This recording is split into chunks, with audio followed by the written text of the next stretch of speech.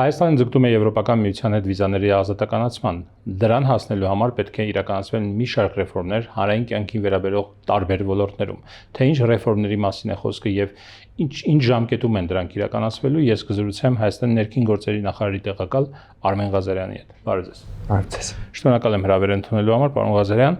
Վերջերս Հայաստանի կառավարությունը, մասնավորապես ներքին գործերի նախարարությունը ստացել է վիզաների շուրջ երկխոսության, վիզաների ազատականացման այսպես գործողությունների ծրագիրը Եվրոպական միության կողմից հաստատված Եվրոպական հանձնաժողովի, եթե չեմ սխալվում, եւ դրան բավական ծավալուն փաստաթուղթ է, վերաբերում է հանրային կյանքի տարբեր ոլորտներում, ներքին անվտանգությունից սկսած սահմանների կառավարում, առողջապահական որոշակի հարցեր եւ էլեմենտներ, եւ դրա շուրջ հիմա արդեն կոմունիկացիա կա եւ Եվրոպական միության հետ եւ ներքին, այսպես արդեն բարեփոխումների ստարտը պետք է տրվի, որոշ ուղղություններով արդեն իսկ իրականացվում են այդ բարեփոխումները։ Կա ընդհանուր պատկերացում, թե որ ժամկետում, ինչ ժամկետում այս ամբողջ բարեփոխումները կիրականացվեն եւ կավարտվեն տեխնիկական մասի նկատի ունեմ։ Շնորհակալություն հրավերի համար։ Ճիշտ նշում եք, որ ԵՄ-ի հետ վիզաների ազատականացման գործողությունների ծրագիրը, որը փոխանցվել է մեզ մոտ 1 ամիս առաջ, արդեն գրեթե 2 ամիս առաջ, լայնորեն առնչվում է մեր հանրային կյանքի գրեթե բոլոր ոլորտներին։ Շատ կարճ ներկայացնեմ ընդհանուր կառուցվածքը եւ տրամաբանությունը, հետո անդրադառնանք ձեր հարցին։ Ընդհանուր առմամբ փաստաթուղթը բաղկացած է 4 հիմնական բլոկներից։ Առաջինը առնչվում է փաստաթղթերի անվտանգությանը, տվյալների անվտանգությանը, տվյալների պաշտպանվածությանը, երկրորդը միգրացիայի կառավարմանը, սահմանների կառավարմանը եւ ապաստանի քաղաքականությանը, երրորդ բլոկը հիմնականում առնչվում է հանրային անվտանգությանը, մասնավորապես հանցավորության դեմ պայքարին, դրա համատեքստում առավել մասնավորեցնեմ կազմակերպված հանցավորության հետ կապված խնդիրները, թրաֆիկինգի դեմ պայքարի, փողերի լվացման դեմ պայքարի եւ այսպես շարունակ, եւ չորրորդ բլոկը առնչվում է մարդու իրավունքներին եւ հիմնարար ազատություններին, հակախտրականությանը եւ այսպես շարունակ։ Ընդհանուր փաստաթուղթը յուրաքանչյուր բլոկը բաղկացած է նաեւ երկու բենչմարկերից, հայերեն թարգմանում ենք հենանիշներ, այսինքն առաջին հերթին նայում ենք տվյալ ոլորտի օրենսդրությանը եւ քաղաքականության փաստաթղթերին, այսինքն արդյոք երկիրը ունի որոշակի քաղաքականության մոտեցումներ տվյալ հարցի շուրջ, կամ ռազմավարություններ, հայեցակարգեր, գործողությունների ծրագրեր, արդյոք կան նմանատիպ փաստաթղթեր, արդյոք կա համապատասխան օրենսդրություն, այսպես իրավաքաղաքական հատվածն ենք դիտում եւ երկրորդ ուրեմն հենանիշը արդեն առնչվում է յուրաքանչյուր բլոկի հարցերի պրակտիկ իմպլեմենտացիային, արդյոք կան համապատասխան կարողություններ, կա համապատասխան ֆինանսավորում, չգիտեմ, վերապատրաստված աշխատակազմ, որը կարող է իրականացնել այն քաղաքականությունը եւ օրենսդրությունը, որի մասին խոսում ենք, այսինքն բավականին կառուցվածքային փաստաթուղթ է լուրջ տրամաբանությամբ։ Հիմա ժամկետների մասին դա թերևս ամենաչարչրկված հարցն է այս թեմայի առնչությամբ եւ հասկանալի է, որովհետեւ նաեւ ունենք հանրային որոշակի ակնկալիքներ եւ սպասումներ, սակայն գիտեք, ես մշտապես զերծ եմ մնում որևէ կոնկրետ ամսաթիվ նշելուց, որովհետեւ այստեղ խնդիրը երկու մասի պետք է բաժանել, էլի։ Առաջինը մենք պետք է ինքներս ունենանք այդ խթանը հնարավորինս շուտ իրականացնելու այդ բարեփոխումները, որովհետև բարեփոխումները նույնիսկ եթե պատկերացնենք չլիներ վիզաների ազատականացման երկխոսությունը Եվրամիության հետ եկամ այս գործընթացը, Հայաստանի դիմակայունության համար, Հայաստանի պետական կառուցվածքի ամրապնդման համար, հասարակության դիմակայունության համար այս բարեփոխումները այսպես թե այնպես խիստ անհրաժեշտ էին։ Այսինքն մեզնից է կախված, թե մենք ինչ ջանք կգործադրենք այդ բարեփոխումները ինչ տեմպերով կիրականացնենք, որ դրանք լինեն առավել այսպես ժամանակին։ Ես առնվազն կարող եմ վստահեցնել մեր կողմից, որ մենք առավել մեծ ջանքեր ենք գործադրում, որ այդ բարեփոխումները լինեն հնարավորինս արագ։ Շատ ճիշտ նշեցիք, որ մի շարք ոլորտներում մենք արդեն, չեմ կարող ասել զուտ օրենսդրության մասով, այլ արդեն իմպլեմենտացիայի փուլում ենք, հա, եւ այսպես տարբեր արագություններ կան զարգացված յուրաքանչյուր բլոկի մասով։ Միտեղ մենք առաջ ենք իմպլեմենտացիայի մասով, մի տեղ առաջ ենք օրենսդրության մասով, հիմա մեր որպես ներքին գործերի նախարարություն կոորդինացիոն դերը կայանում է նաև նրանում, որ մենք փորձենք այս բարեփոխումները որոշակի արագացված տեմպով առաջ մղել, սակայն սա մեկ գերատեսչության գործ չի, նույնիսկ երկու գերատեսչության գործ չի, սա ամբողջ համակարգային մոտեցում է պահանջում պետական ապարատից, եւ մենք փորձում ենք դա հնարավորինս կոորդինացնել, կարող եմ վստահեցնել, որ պետական ապարատը ամենամեծ ջանքերն է գործադրում, որ բարեփոխումները հնարավորինս շուտ իրականացվեն։ Բայց երկրորդ հանգամանքը կցանկանայի շեշտադրել, այն է, որ մենք ժամանակին եւ արագությանը որևէ պարագայում չպետք է զոհենք որակը, որովհետեւ այս յուրաքանչյուր բարեփոխման տակ ենթադրվում է մեծ աշխատանք։ Մեկ օրինակ կարող եմ բերել հենց ամենացայտունը մեր աշխատանքային պրակտիկայից ելնելով, դա ուրեմն բիոմետրիկ անձնագրերի, բիոմետրիկ փաստաթղթերի, ընդհանուր առմամբ բիոմետրիկ ենթակառուցվածքի ուրեմն ներդրումներ։ Մեզնից պահանջվեց մոտավորապես 2 տարի պետություն մասնավոր գործընկերությամբ այդ բարդագույն մրցույթը կազմակերպելու համար, բայց հիմա մենք ունենք համաշխարհային մասշտաբի այսպես top 10-յակում գտնվող որակյալ մասնավոր գործընկեր, ֆրանսիական կազմակերպության մասին է խոսքը, In-Group կազմակերպության, որը Հայաստանում բացել է ուրեմն Հայփաս ընկերությունը, ներկայացված է Հայաստանում Հայփաս ընկերության ուրեմն դեմքով, եւ նրանց հետ մենք ամենամասշտաբային բարեփոխումներն ենք իրականացնում կենսաչափական ենթակառուցվածքի ներդրման մասով, հա, այսինքն ցանկամ շեշտադրել, որ որակը չպետք է զոհ գնա այս պարագայում արագ տեմպերին։ Դրա համար մենք պետք է անենք այո, եւ արագ տեմպերով եւ որակով աշխատանք։ Հետարքիր պատասխաներ, բայց այնուամենայնիվ ժամկետներ չկային նշված պատասխանի մեջ։ Այնուամենայնիվ տարբեր են հնչում ժամկետների, թե երբ Եվրոպական միության գործընկերների հետ ենք խոսում, իրենք ասում են, չգիտենք Հայաստանից է կախված, ավելին ասում են կարող է տևել 3 տարի, 4 տարի եւ այլ, այդ բարեփոխումների իրականացումը, բայց երբ որ հայաստանյան քաղաքական գործիչների հետ ենք խոսում իշխանական, իրենք նշում են մոտավորապես 2-ից 4 տարի։ Սրանք խելամիտ ժամկետ են 2-ից 4 տարին այս բարեփոխումները իրականացնելու եւ վիզա ֆրի ստանալու համար։ Ենթադրում եմ դրա խելամտությունը կարելի է գնահատել հաշվի առնելով այլ երկրների փորձառությունը։ Հիմա մենք գիտենք, որ այլ երկրներ տարբեր տեմպերով անցել են այս ճանապարհը, 8 երկիր է, որ վիզաների ազատականացման գործընթաց է անցել Եվրոպական միության հետ, դրանք Արևելյան գործընկերության 3 երկրներն են՝ Վրաստանը, Մոլդովան, Ուկրաինան եւ Արևմտյան Բալկանների 5 պետությունները, եւ շատ տարբեր է եղել։ Մի երկրում դա տևել է 4 տարի, մի երկրում տևել է 3 տարի, մի երկրում տևել է 5 տարի, այսինքն տարբեր ժամանակներ կան։ Կա Թուրքիա, որը դեռևս գտնվում է գործընթացի մեջ, որը 10-ամյակից ավել այդ ուրեմն երկխոսությունը վարում է եւ ուրեմն դեռևս արդյունքներ չկան։ Դրա համար ես կրկին ասում եք ժամկետ չկա, բայց ես ամենասկզբից ասացի, որ զերծ կմնան ժամկետներ նշելուց։ Հասկանալի է։ Լավ, այնուամենայնիվ կախված է արագությունից մի կողմից իհարկե տեխնիկական մասը իրականացնելու, բայց մյուս կողմից, քանի որ դուք նաև ժամանակի միգրացիայի այսպես կոմիտե, հա, ճիշտ եմ հիշում, ծառայություն եք ղեկավարել, մի փոքր հարց ուղեմ այս տեխնիկական մասից դուրս։ Ինչու, որովհետև այնուամենայնիվ Եվրոպական միությունից տվել դեպքում Եվրոպական հանձնաժողովը, թե Եվրոպական միության խորհրդից է կախված լինելու, խորհրդից, այո, Հայաստանը վերջիվերջո կստանա այդ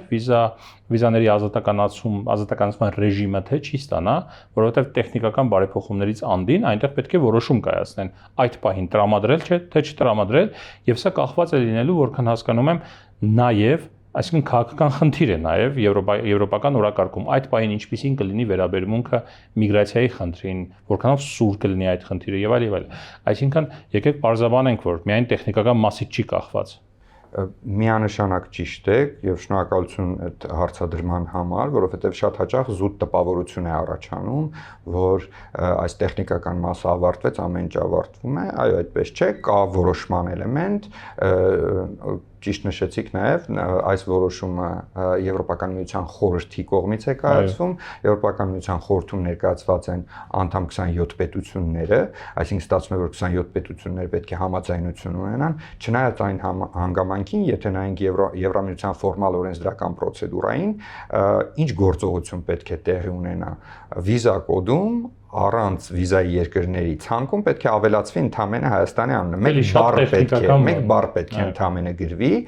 եւ օրենսդրական տեխնիկայի տեսանկյունից ինքը պահանջում է որակյալ մեծամասնություն։ 2/3-ով կարող է այդ որոշումը ընդունվել, բայց կարևորը նաեւ օրենսդրական ավանդույթն է։ 8 երկրների պարագայում էլ, որոնք անցել են այս ճանապարհը, բոլորի պարագայում եղել է միաձայնություն։ Եւ Եվրամիությունում ձևավորված է այս ավանդույթը, որ նման որոշումը կայացվում է միաձայնության պարագայում։ Ըստ այդմ մենք ունենք նաև խնդիր 27 անդամ պետությունները պետք է այո ասեն եւ այս որոշումը պետք է կայացվի։ Իհարկե, այսպես process-ը, այդ օրենսդրական process-ը սկսվում է Եվրոպական հանձնաժողովից, Եվրոպական հանձնաժողովը կոմունիկացնում է խորհրդին եւ ասում է, որ գիտեք, մենք գործողությունների ծրագրով անցել ենք, Հայաստանը բավարարել է այս տեխնիկական չափանիշները, հիմա սկսվում է օրենսդրական process-ը եւ գնում է դեպի Եվրամիության խորհուրդ։ Այո, անխուսափելիորեն կա քաղաքական որոշման բաղադրիչ, բայց առնվազն կարող եմ ասել, որ այն տրամադրվածությունը, որ մենք ունենք երկխոսության ընթացքում եւ որ մենք ստանում ենք եվրոպացի գործընկերներից, լինեն առանձին անդամ պետությունների մասով, լինի հենց եվրոպական ինստիտուտների մասով, բավականին դրական է եւ չեմ կարծում թե այստեղ մենք որևէ խնդիր ենք ունենալու։ Մի կարևոր շեշտադրում էլ դուք ասացիք, որ ժամանակները փոխվում են եւ շատ կարևոր շեշտադրում է, որովհետեւ այն պահին, երբ որ որոշում էր կայացվում պայմանականորեն Վրաստանի մասով, Մոլդովայի մասով, ասենք Վրաստանի մասով 17 թվականին այդ որոշումը կայացվեց, միգրացիոն իրավիճակը լիովին այլ էր։ Քաղաքական իրավիճակը միգրացիոն իրավիճակից ելնելով լիովին այլ էր։ Այսինքն մեր գործողությունների ծրագրում օրինակ կան որոշակի շեշտադրումներ, որոնք չկային Վրաստանի գործողությունների ծրագրում։ Դա եւս պայմանավորված է միգրացիոն իրավիճակի փոփոխությամբ եւ նաեւ այն պահին, երբ որ որոշումը կկայացվի, այդ պահին եւս շատ կարեւոր է թե ինչ միգրացիոն իրավիճակ։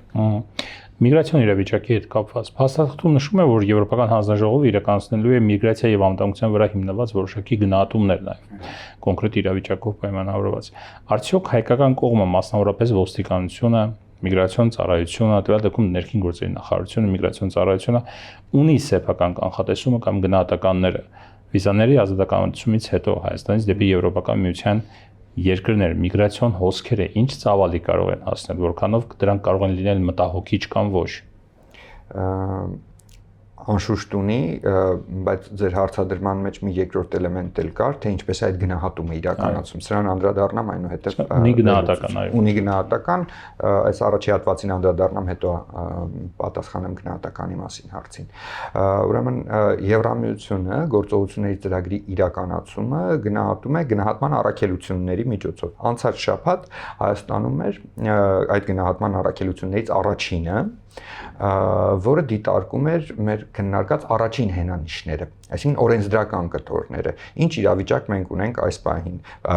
օրինակ բիոմետրիկ փաստաթղթերի մասին, հակախտրականության օրենքի մասին եւ այսպես շարունակ։ Այնուհետեւ մենք ունենանք երկրորդ հենանիշի գնահատումը իմպլեմենտացիայի մասով եւ տարեկան կտրվածքով Եվրամիությունը, Եվրոպական հանձնաժողովը կհրապարակի մեր առաջընթացի զեկույցները։ Առաջընթացի զեկույցների ամբողջությունը այսպես հիմք կհանդիսանա, որպեսզի Եվրոպական հանձնաժողովը Եվրոպական միության խորհրդին դիմի եւ ասի, որ կարող ենք սկսել արդեն կարող ենք կայացնել ազատականացման որոշումը։ Հիմա անդրադառնալով երկրորդ հարցին, անշուշտ ունի նման գնահատական ներքին գործերի նախարարությունը եւ այդ գնահատականը ելնում է ինչպես մեր միգրացիոն փորձառությունից, այնպես էլ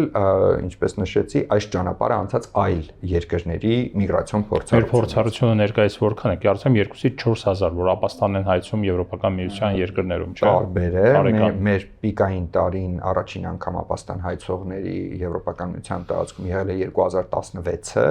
8000-ից ավելի ապաստանի դիմումներ են ունեցել, այնուհետև այդ թիվը կայուն կերպով նվազում էր մինչև 2020 թվականը, կոവിഡ്ի տարին, կոവിഡ്ի տարին բացառություն է բոլոր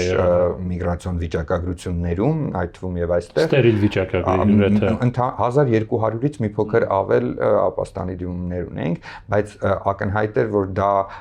ուրեմն բնական նվազումը չէր, այլ կոവിഡ്ի սահմանափակումներով կտրուկ նվազումներ, դրա համար հաջորդ տարիները արդեն 21-22-ը որոշակի աճ նկատվեց, անցած տարին 24-ը 25-ի գնահատում դեռ չկա, 24-ը շուրջ 5000-ի չափ էր առաջին անգամ ապաստան հայցողների թիվը։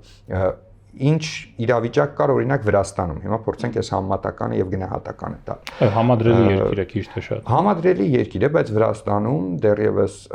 մինչև վիզաների ազատականացումը այդ թիվը շատ ավելի մեծ էր, 10,000-ից ավել էր։ Յուրաքանչյուր տարի դեռևս մինչև 17 թվականը, 18 թվականին ինչ են տեսել, ինչ վիճակագրություն են տեսել մեր վրացի գործընկերները, կրկնապատկվել է 30,000-ից ավելի է եղել առաջին անգամ ապաստան հայցողների թիվը վիզաների ազատականացման հաջորդ տարում։ Դրանից հետո սկսել են այսպես կոչված տեղեկատվական արշավներ, չգիտեմ,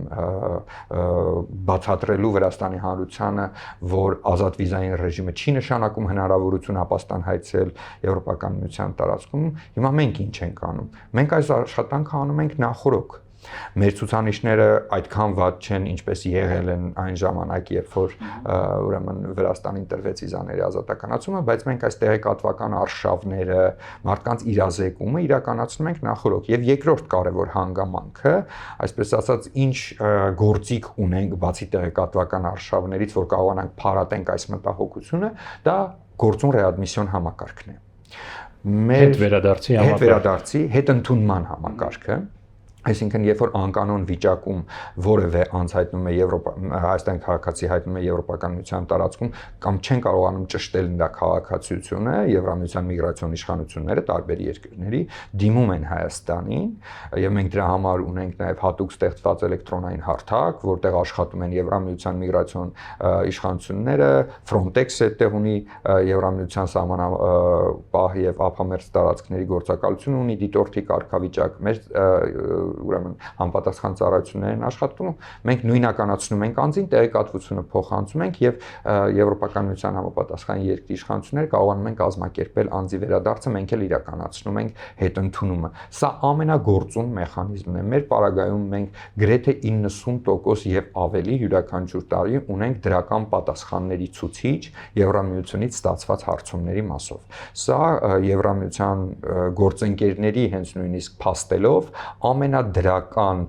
ռեադմիսիոն ուրեմն վիճակագրությունն է իրենց փորձառության մեջ։ Որքան մարդ ենք տարեկան հետ ընդունում։ Հայցերի քանակը մոտավորապես տատանվում է վերջի տարիներին 600-ից 800-ի շրջանակում, կրկին պիկային տարին եղել է 2019, 1000-ից ավել դիմումներ են ունեցել մոտավորապես այս եւ այդքանին էլ հետ են ուղարկել։ Որոշ դեպքերում ավելի նվազ քանակով անձ են հետ ուղարկում, բայց առնվազն դրա մեծ տոկոսը հետ է ուղարկվում։ Հասկանալի։ Տեսեք, գործողությունների ծրագրում դուք ճիշտ նշեցիք, որ այս գործողությունների ծրագիրը տարբերվում է նախորդ գործողությունների, այլ երկրներին տրված գործողությունների, տրամադրած գործողությունների ծրագրից, որովհետև ժամանակները փոխվում են, իրավիճակը փոխվում է, միգրացիայի նկատմամբ վերաբերմունքն է փոխվում եւ այլն, այսպես մարտահրավերներն են փոխվում։ Այդ առումով, երբ որ նայեցի այս գործողությունների ծրագիրը, այնտեղ մի կետ աչքից զարնեց, որը հետաքրքիր էր։ Ծրագրի այդ սահմանների համալրի կառավարում բաժնում հստակ պահանջ է դրված բարելավել համագործակցությունը ԵՄ-ի հետ լուծելու Շենգենյան գոտում ՀՀ քաղաքացիների կողմից առողջապահական համակարգերի հետ կապված կուտակած չվերադարձված պարտքերի խնդիրը։ Նաև նշվում է, որ բուժման նպատակով վիզաների չարաշահման ռիսկի մասին է խոսվում, հա։ Արդյոք սա նշանակում է, որ Հայաստանը պարտավորություն է ստանձնելու փոխհատուցել ԵՄ երկրներում ապաստան հայցած այն հայ քաղաքացիների բուժման ծախսերը, որոնք մեկնել են առողջապահական խնդիրների հիմքով եւ ստացել են այդ ծառայությունը։ Ձեր հարցի կարճ պատասխանն է ոչ, դա չի նշանակում։ Երկրորդը,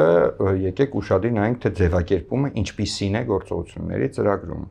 Անգլերենում, եթե նայեք, ձևակերպումը ասում է to address the issue, այսինքն հարցը հասցեագրել։ Մենք պետք է համապատասխան երկրների եւ Եվրոպական միության ուրեմն հանձնաժողովի գործընկերների հետ աշխատենք, հասցեագրենք։ Իմ իմացած ամենաամորֆ բառերից է հասցեագրելը։ Բայց ամենաթիրախային, գիտեք, հասցե բառը մեջ չկա, չէ՞, պետք է հասցեագրենք այդ խնդիրը եւ շարունակությունը եւս կցանկանայի ընթերցենք։ Այնտեղ նշված է այդ թվում տեղեկատվական արշավների միջոցով։ Այո։ Այսինքն ինչ ճանապարհով ենք հասցեագրում։ Մի ճանապարհը ես մի քիչ առաջ նշեցի արդեն, գործուն ռեադմիսիոն համակարգի միջոցով։ Մյուս ճանապարհը հենց ուրեմն նաև տեղեկատվական արշավներն են։ Սա մեր խոսակցության շարունակությունն է, այսինքն այս ապաստան հայցելու եւ դրա հետևանքների մասին է։ Բայց ինչու է ասված կուտակված պարտքերի խնդիրը լուծել։ Ահա։ այդտեղ ասում է հասցեագրել, թարգմանության խնդիր միգուցե կա, որովհետև ասում է հասցեագրել կուտակված բարքերի հարցը։ Չեմ բացառում, որ կարող է իրավիճակ առաջանա, որ մենք կարող ենք որոշակի ֆինանսական գործառույթների մասին խոսակցություն ունենանք։ Դա չի կարելի բացառել, բայց առնվազն որևէ պարտավորություն գործողությունների ծրագրով այս մասով Հայաստանը չի ստանձնել, այլ ստանձնել է տեղեկատվական արշավների եւ այլ գործիքակազմերի միջոցով այս խնդիրը հասցեագրելու ուրեմն պարտավորություն։ Այսինքն ավելի բարձրացնեմ հարցս։ Պողոս Պողոսյանը Հայաստանից մեկնում է Գերմանիա կամ Ֆրանսիա,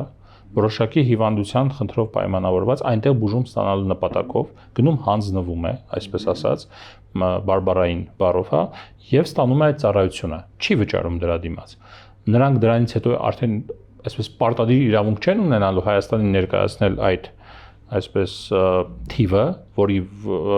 բուժման ծառայության համար գումարը եւ Հայաստանը պետք է վճարի այդ գումարը։ Ինչպես նշեցի, գործողությունների ծրագրում ուղիղ նման պահանջ գոյություն չունի, բայց հարցի հասցեագրման պահանջ գոյություն ունի եւ դա կարող է հասցեագրվել տարբեր կերպերով։ Առաջինը մենք բացատրենք մեր քաղաքացիներին, որ վիզաների ազատականացում նշանակում է ընդամենը մեկ բան, նշանակում է C տեսակի կարճաժամկետ բնակության, կարճաժամկետ գտնվելու ներողություն, վիզայի պահանջի վերացում, այսինքն յուրաքանչյուր տարվա ընթացքում 180 օրվա ընթացքում 90 օր առանց վիզայի Եվրամիության տարածք, Շենգենյան տարածք մուտք գործելու եւ այնտեղ գտնվելու հնարավորություն։ Ոչ թե ձրի առողջապահություն։ Հիմա եթե նայենք այդ բարբարային լեզվով ձեր ասած հանձնվողների մասը, հա, որ նշեցի, որ անցած տարի վիճակագրությունը շուրջ 5000 էր։ Նրանց 96%-ը նախորդ տարիներին, 96 եւ ավել տոկոսը նախորդ տարիներին մերժում է ստացել Եվրոպական միության ուրեմն երկրներում փախստականի կարգավիճակ ստանալու մասով։ Այն 4%-ի մի որոշ մասը ստացել է հումանիտար կամ սուբսիդիար պաշտպանություն, այսինքն անձը չի կարող պարզապես վերադարձվել, ոչ թե դա խոսում է այն մասին, որ Հայաստանում նրան հետապնդում են կոնվենցիոն հիմքերով, այլ խոսում է այն մասին, որ մարդը ունի առողջական խնդիրներ, չի կարող վերադարձվել եւ պետք է բուժում իրականացնի։ Հաջորդ հասցեագրման գործողությունը, որ մենք կարող ենք անել եւ որը անում ենք իրականում, դա առողջապահական համակարգի այնպիսի բարելավումներն են Հայաստանում, որպեսզի անձին կարիք չունենան մեկնելու այդ նպատակով Եվրամիության տարածքներ, Եվրամիության երկրներ եւ այնտեղ ուրեմն էլի բարբարային ասած հանձնվելու։ Դրա մի կարևոր բաղադրիչ է քաղցկեղի բուժման ուրեմն որակի բարելավումը, որովհետեւ եթե նայենք այդ առողջապահական պատճառները, հիմնականում դա վերաբերվում է քաղցկեղի բուժմանը։ Հիմա գիտեք, մեր առողջապահության նախարարության գործընկերները էական բարելավումներ են այստեղ իրականացրել եւ օրինակ մի քանի բուժհաստատություններում Հայաստանում բավական որակյալ ճառագայթային բուժում է իրականացվում, նույնիսկ մենք ունենք հակառակ էֆեկտը, երբ որ Հայաստան են գալիս այդ ուրեմն բուժծառայությունները ստանալու համար եւ մենք դա նաեւ նկատում ենք այ նշածս վիճակագրության թվերի նվազման վրա։ Այսինքն եթե այս վիճակագրությունը բավականին էականորեն նվազի, մենք կարող ենք որոշակիորեն համարել հասցեագրված։ Ինչ վերաբերում է կոնկրետ այդ պարտքը մուծելու հարցով, կոնկրետ պարտավորություն սահմանված չէ, բայց չի բացառում, որ կարող է ինչ-որ առաջանան որոշակի ֆինանսական խնդիրներ։ Այո, կարող ենք քննարկել, բայց առնվազն հասցեագրման մասով մենք ունենք բազմաթիվ գործիքակազմեր, որոնցով կհասցեագրենք այդ խնդիրը։ Շատ լավ։ Կա կտոր նաև կազմակերպված հանցավորության դեմ պայքարի մասով եւ մենք սա հարևան եւ ոչ միայն հարևան երկրների կտրվածքով տեսել ենք այդ խնդիրը Եվրոպական միությունում, երբ ստացել են վիզա ֆրի եւ այնտեղից որոշակի կազմակերպված հանցավոր խմբեր հայտնվել են Եվրոպական միությունում, տարբեր հանցավոր գործողություններ կամ գործողություններ են իրականացրել։ Ծրագիրը պահանջում է կազմակերպված հանցավորության դեմ պայքարի ազգային ռազմավարության եւ գործողությունների ծրագրի խիստ իրականացում, հաշվի առնելով ազատ տեղաշարժի հնարավորությունը, որ կարող է լինել, հա, արդյոք կա մտավախություն, որ հայկական կազմակերպված որոշակի ինչ-որ խմբեր հանցավոր կարող են հայտնվել Եվրոպական միությունում եւ ակտիվանալ այնտեղ, եւ ինչպես է ոստիկանությունը պատրաստվում կանխել դա ներքին գործերի նախարարությունը։ Նայեք, այդպիսի մտահոգություն, որ Հայաստանից ինչ-որ հանցավոր խմբեր կներթափանցեն Եվրամիության տարածք եւ կսկսեն ինչ-որ գործողություններ իրականացնել, չկա մեծ հաշվով, դա փոխանցվել է յուրաքանչյուր գործողությունների ծրագրում էլ այդ հանգամանքը ամրագրված է։ Մի քանի երկրներ անուններ չտանք, որոնք անցել են այս գործընթացը, ունեն նաև էթնիկ հանցավոր կազմակերպություններ, որոնք աշխատում են Եվրամիության տարածքում, զբաղվում են տարբեր տեսակի հանցավոր գործունեությամբ, մարդկանց թմրամիջոցների տրաֆիկինգով եւ այլն։ Մենք չունենք հայկական ցակմամբ էթնիկ հանցավոր խմբավորումներ Եվրամիության տարածքում գոյություն չունեն, այդպիսի երևույթ որպես այդպիսին գոյություն չունեն եւ դա արձանագրում են նաեւ Եվրամիության գործընկերները։ Այստեղ երկրորդ շերտն է, որ Հայաստանը ինքը որպես պետություն ունենա բավարար կարողություններ կազմակերպված հանցավորության դեմ պայքարի մասով։ Կարող եմ նշել, որ մենք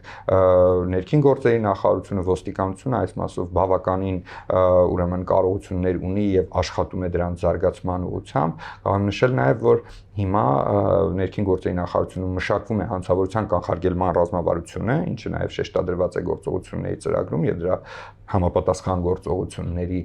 ծրագիրը եւ առաջիկայում մենք դա եւս կներկայացնենք հանրության դատին։ Շնորհակալ եմ զրույցին։ Ես եմ շնորհակալ։ Civilnet տաղավարում ես զրուցեցի Արմեն Ղազարյանի հետ։ Առողջ եղեք, կհանդիպենք։